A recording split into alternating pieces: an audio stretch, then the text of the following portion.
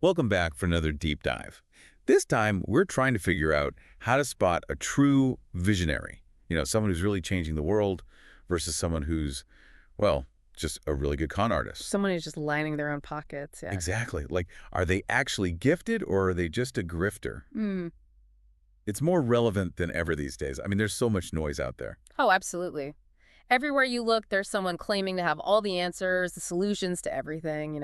But how can we really tell who's authentic and who's just playing the game? Yeah, it's tricky. And that brings us to today's subject, Ted Kaczynski, the Unabomber. Right, a mathematics prodigy turned domestic terrorist. On one hand, you have these meticulously crafted mail bombs and this 35,000-word manifesto railing against technology. It sounds pretty straightforward, but I'm guessing it's a lot more complex than that. Oh, it really is. Because Kaczynski's case isn't just about the reality of his crimes, right? It kind of forces us to ask ourselves this really unsettling question. Can brilliance and violent extremism exist together in the same person? Like, how is that even possible? Yeah, it's a tough one. So, okay, let's start at the beginning. I mean, Kaczynski didn't just suddenly appear out of nowhere building bombs in a cabin, right? He was a pretty gifted child. He was. He was born in Chicago back in 1942, and he was recognized for his intelligence really early on, Okay. skipping grades, excelling in all his studies. He even got into Harvard at 16. 60? I was barely figuring out how to, do laundry at 16, let alone Harvard. Right. So he's at Harvard, surrounded by some of the brightest minds in the country. Yeah. You'd think that would be, a really stimulating, supportive environment? You would think so, right? But this is where things get kind of interesting. While he was, super intellectually capable, people from that time describe him as, well, socially withdrawn, even isolated. Huh.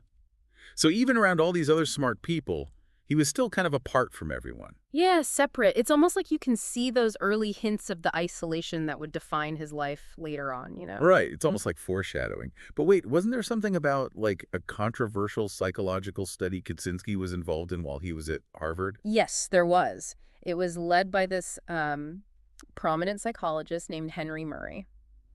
Huh? So picture this. You're a young student, right? And you're asked to write this essay outlining your personal beliefs, your hopes for the future, that kind of thing. Yeah, it seems pretty standard, like a normal college assignment. Right. But here's the twist. These essays were then subjected to, incredibly intense personalized critiques. Oh, well. Yeah, the goal was to, really provoke reactions and study how people respond under extreme psychological pressure. So not just like your average peer review, huh? This was designed to be stressful. Oh, absolutely. And Kaczynski later said that a lot of his hostility towards mind control techniques stemmed from being part of the study. Now, whether it was a direct cause of his later actions, it's hard to say, but it's definitely a piece of the puzzle. Yeah, and it's a disturbing one, too. You have to wonder about the ethics of that kind of research, especially on, young, impressionable minds. But let's move on a bit. So after Harvard, Kaczynski kept going with, all this academic success, right? Oh, he did. He got his doctorate in mathematics from the University of Michigan, and then at the age of 25, he got a professorship at UC Berkeley. 25. A professorship at Berkeley. I mean, come on, that's almost unheard of. The guy was a rock star, basically. Yeah. So what happened? When did things start to, go wrong? Well, here's another turning point. Just 2 years into this prestigious job at Berkeley, Kaczynski just up and resigns. Really? Yeah. Walks away from academia completely and chooses this life of solitude. He moves to a remote cabin in Montana. Okay, now that's a huge change. What would make someone give up a career like that and just, become a recluse? That is the million-dollar question, isn't it? Was it the pressure of the academic world or disillusionment with where society was heading? Maybe a growing fear of technology and what it was doing to humanity? Or was there something else, something even deeper going on? These are all great questions, and ones we'll be exploring further as we dive deeper into Kaczynski's life. But first, we got to talk about the big elephant in the room. This is where things take a dark turn, the emergence of the Unabomber.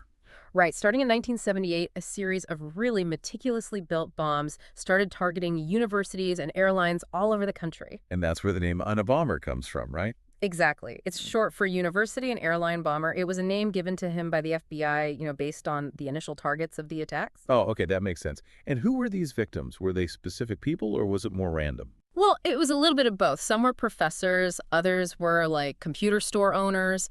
Even a timber industry lobbyist was targeted. It's a chilling reminder that Kaczynski's anger was aimed at the system itself. What he saw as the evils of technology and progress. So anyone he thought was part of that system could be a target. Wow. And these weren't just some simple explosives, right? No, no, not at all. These bombs were super complex, very carefully made so he wouldn't leave fingerprints. And over time, they just got even more sophisticated. The craftsmanship, it was undeniably skillful, almost disturbingly so. Skillful, meticulous, and terrifying. And this went on for years, didn't it? Almost 2 decades. Yeah, close to 2 decades. The whole country was on edge. People were living in fear. It was a really dark time. And then in 1995, a major turning point. Kaczynski basically gives the country an ultimatum, right? Stop the bombings or else. Well, not exactly or else, but he offered to stop the bombings if his 35,000-word manifesto called Industrial Society and Its Future was published in some major newspapers. So was this a real attempt to get his ideas out there? Or was it like just a way to manipulate people, a power play by, a dangerous person? It was a huge dilemma for the FBI and the Attorney General, Janet Reno. Like, you're negotiating with a terrorist. Right. But on the other hand, that manifesto could hold some clues about who he was. It could save lives. Yeah. What a gamble. So in the end, they decided to publish it. They did. Both the Washington Post and the New York Times published it, hoping that someone, anyone, would recognize the writing and point them to the Unabomber. And that's exactly what happened, right? Someone did recognize the writing. Yeah, but it gets even crazier. It was Kaczynski's own brother who recognized his word. No way. His own brother. Yeah. So we left off with Ted Kaczynski all alone in his Montana cabin. But he wasn't just like living off the grid, right? He was developing his whole philosophy, writing what would become his, infamous manifesto, Industrial Society and Its Future. Right, this 35,000-word treatise where he lays out his entire worldview, critiques of modern society, and even tries to, justify his violence. Let's talk about that. How did this brilliant mathematician go from, complex equations to rationalizing bombing innocent people?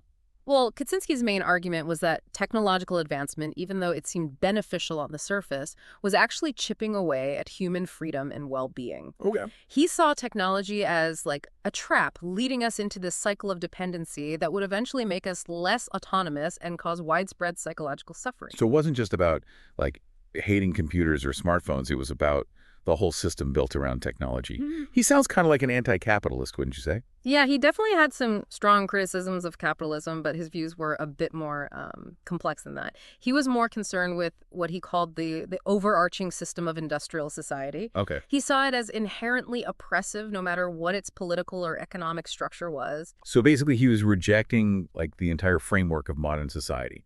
But did he offer any solutions, any alternatives to the system he hated so much? He did, but they were pretty radical, to say the least. He advocated for going back to a simpler, pre-industrial way of life, a society where technology had a minimal role. Okay. He believed this was the only way to restore real freedom and prevent what he saw as the inevitable collapse of civilization.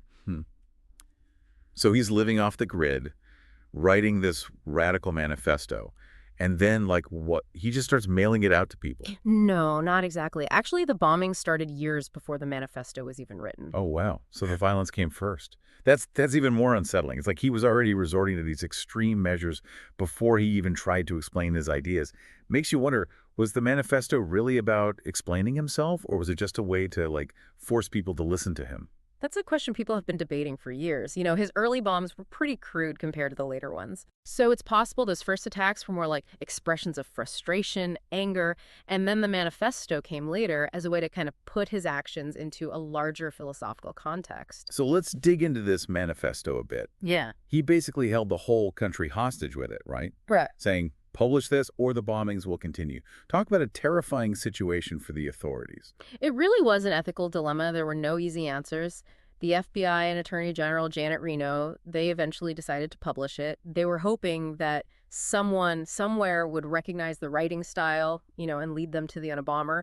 It was a really desperate gamble, but as we know, it paid off. It did. But even though it led to his capture, it also gave him a platform, right? I mean, Yeah. Suddenly this reclusive terrorist had his ideas printed in the Washington Post and the New York Times. kind of a double-edged sword, I guess. Yeah, for sure. Publishing it stopped the terror, but it also gave Kaczynski's ideas a level of exposure that, well, he could have only dreamed of before. Right. Okay, so let's break down some of the key arguments in this manifesto. He spends a lot of time talking about, like, the negative impacts of technology. He does. One of his main points was that technology, even though it seems to increase freedom and efficiency at first, actually creates a society where people become more and more powerless, dependent on these complex systems they can't control. He saw that as a form of enslavement. Right, he called it over-socialization, didn't he? Yeah. This idea that we're being forced to, like, conform to the demands of a technological system, and we're losing our natural instincts and, like, our autonomy in the process. Exactly. He believed that as technology advances, it needs more and more control and regulation, which takes away our individual freedom and our ability to, like, live independently. Makes sense. He was also really critical of what he called leftism, but his definition of that term was a little different from what most people think of, right? Oh, definitely. For Kaczynski, leftism wasn't just about traditional, left-wing politics. He used it as a really broad term, encompassing everything from socialism and feminism to, like, animal rights and even political correctness. Interesting. So even though some of his views on technology might, resonate with certain groups like environmentalists or anti-establishment folks, he actually saw them as part of the problem. That's right. He saw those movements as symptoms of over-socialization, driven by, like, feelings of inferiority and resentment, ultimately feeding the very system he was fighting against. It's fascinating in a really disturbing kind of way. He rejected both the mainstream and the counterculture. Yeah. It's almost like he couldn't find a place in any existing ideology, so he created his own. Yeah. One that, justified violence and destruction. And that's what makes him so dangerous. He had a brilliant mind, but it was, driven to extremism by this combination of social isolation, paranoia, and a really pessimistic view of human nature. We've covered a lot about, the dark side of Kaczynski's ideology, the chilling logic behind his actions. But there's still a really important piece of this puzzle we need to look at, and that's the role of his brother, David, in his capture. Right. Next, we'll unpack the complex and frankly heartbreaking story of David Kaczynski, the man who brought the Unabomber to justice. So we've spent a lot of time on Ted Kaczynski and his, dark and twisted path. But now we need to talk about someone else, someone who's often overlooked in this whole story, his younger brother, David. Yeah. David's story really adds another layer to this case. It's a reminder of the human cost of extremism, Absolutely. Imagine, like, having to face this horrible truth. Your own brother is responsible for years of terror and violence. It's an impossible situation. It's like this moral and emotional minefield. You're torn between loyalty to your family and, like, this sense of duty, to do what's right no matter how painful it might be. Right. And David had been estranged from Ted for years. He had no idea about the path Ted had taken. But then that manifesto was published. And something clicks for him? Yeah, he recognized his brother's writing.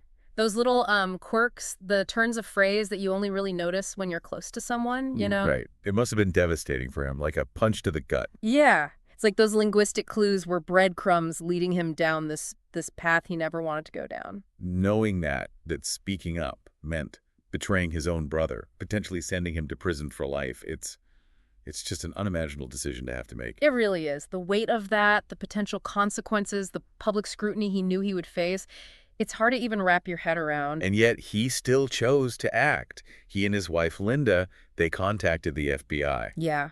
Incredibly courageous, driven by this profound sense of responsibility. David knew that if he stayed silent, more people could die. So he became an informant against his own brother, knowing it would tear his family apart and put them under a microscope, basically. Right. So the FBI, they took David's information seriously, obviously. They compared the letters he had from Ted to the published manifesto. They looked at every single linguistic detail, every stylistic choice. And what did they find? Well, the linguistic fingerprints match. It was confirmed.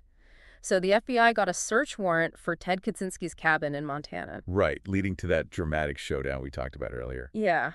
And that cabin, it was full of evidence. Bomb-making stuff, journals where he wrote about his crimes, even a live bomb that was ready to be mailed. It's scary to think how close he was to hurting even more people. It really is. So David's actions, they definitely save lives. Yeah. But that doesn't make what he did any easier, you know? He was called a traitor by some, had to deal with all that public scrutiny, and then live with the fact that his brother would be in prison for the rest of his life. It's a stark reminder that even the most brilliant minds can be consumed by darkness. And sometimes the most heroic acts come from ordinary people who are forced to make extraordinary choices.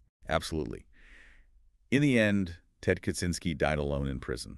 His legacy, forever linked to violence and terror. But David's story, it shows the power of conscience, the courage it takes to do the right thing, even when it means sacrificing everything. Yeah. So as we wrap up this deep dive into the life and legacy of Ted Kaczynski, we're left with all these questions about human nature, the line between genius and madness, and the weight of choices we make when we're facing impossible dilemmas. It's a story that continues to fascinate and disturb us. It's a reminder that, trying to understand things is an ongoing process.